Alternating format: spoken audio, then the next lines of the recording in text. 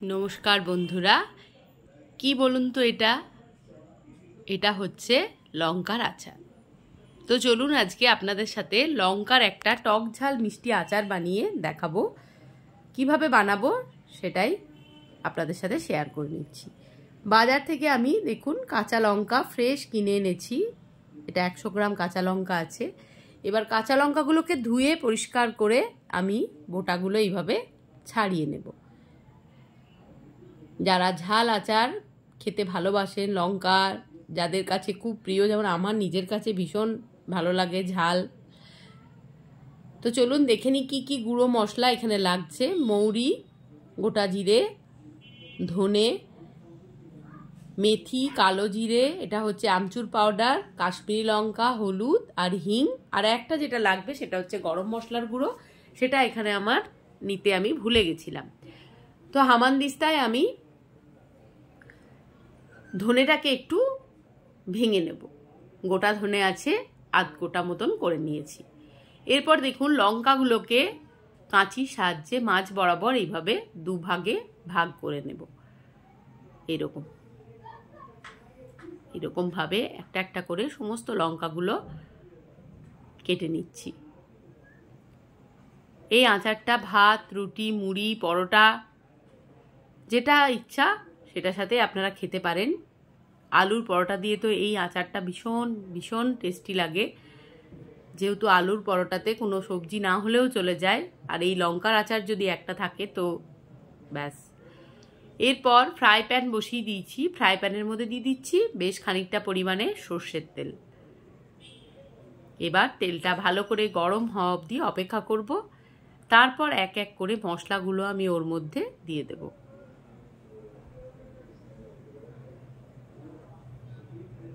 গরমকালে এরকম মানে প্লেন পাতলা ডাল আর এরকম আচার থাকলে খেতে খুব ভালো লাগে। দিয়ে দিলাম জিরে, গোটা জিরে আর কি। তারপর দিয়ে দিলাম মৌরি, এরপর দিয়ে দেবো মেথি, তারপর দিয়ে দেবো ধনে, তারপর দেব কালো জিরে। এবার সবটাকে খুন্তি দিয়ে ভালো করে মিশিয়ে নেব এবং মশলাগুলো যতক্ষণ না ভালো করে গরম হচ্ছে ততক্ষণ পর্যন্ত কিন্তু তেলের মধ্যে দিয়ে মশলাগুলোকে ভালো করে ভেজে নিতে হবে।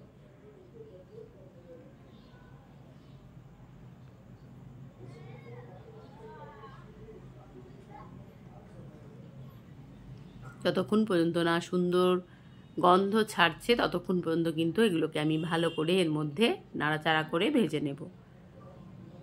এই দেখুন লঙ্কাগুলো সব আমি কাঁচির সাহায্যে দু আধখানা করে নিয়েছি। মশলাটা মোটামুটি ভাজা আমার হয়ে গেছে, সুন্দর একটা গন্ধ ছেড়েছে। এরপর আমি কেটে রাখা লঙ্কাগুলো ওর মধ্যে দিয়ে দেব।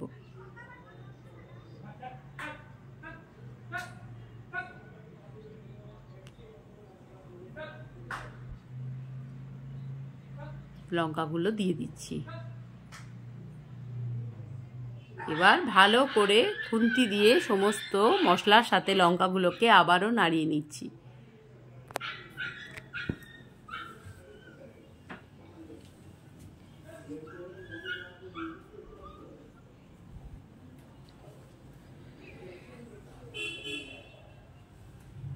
এরপর দিয়ে দিলাম গরম মশলার গুঁড়ো, তারপর দিয়ে দিলাম লঙ্কার গুঁড়ো মানে কাশ্মীরি লঙ্কার গুঁড়ো আর হলুদের গুঁড়ো, তারপর দিয়ে দিচ্ছি বেশ খানিকটা পরিমাণে হিং, দিয়ে দিলাম আমচুর পাউডার। আবারও সমস্ত মশলাটাকে মিশিয়ে নিচ্ছি লঙ্কার সাথে।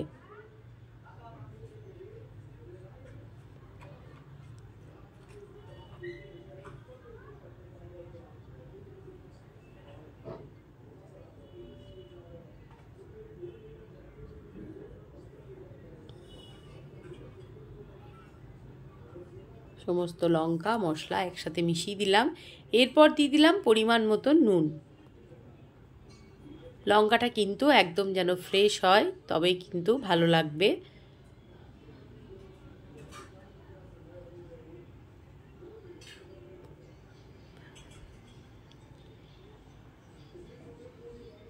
এরপর দিয়ে দেবো গুড়ের পাউডার। এটা দিয়ে দিলাম ওপর থেকে। আগেই বলেছিলাম এটা টক ঝাল মিষ্টি, তাই ঝাল মিষ্টি টক সবটাই স্বাদ থাকবে এর মধ্যে। দিয়ে দিলাম অল্প পরিমাণে জল।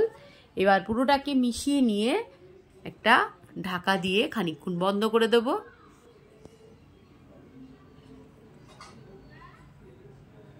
যাতে লঙ্কাগুলো ঠিকঠাক মতন নরম হয়ে যায়। ঢাকা খুলে নিচ্ছি, আর একবার দেখে নেব ঢাকনা খুলে।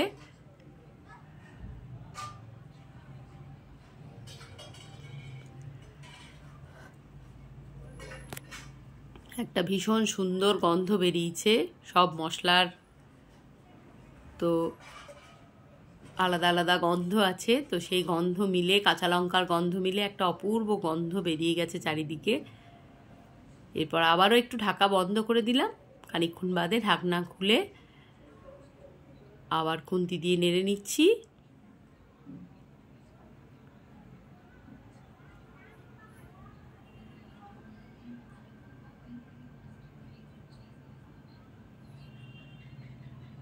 এবার দিয়ে দিলাম সামান্য পরিমাণে একটু ভিনিগার, যাতে আচারটা নষ্ট না হয়ে যায়। ভিনিগারটা দিয়ে খানিকক্ষণ নাড়াচাড়া করলেই তৈরি হয়ে যাবে আমার লঙ্কার টক ঝাল মিষ্টি আচার। একটা কাঁচের কন্টেনারে করে রেখে দেবেন ফ্রিজের মধ্যে। যখন মুখের কোণ মধ্যে কোনো স্বাদ পাবেন না, একটা লঙ্কা বের করে ভাতে ডলে বা রুটিতে টিপে খেয়ে নেবেন, দেখবেন খেতে কিন্তু খুব ভালো লাগবে। ভিডিওটি যদি ভালো লাগে তাহলে অবশ্যই লাইক, কমেন্ট, শেয়ার, সাবস্ক্রাইব করে আমার পাশে এইভাবেই থাকবেন। সবাইকে টাটা।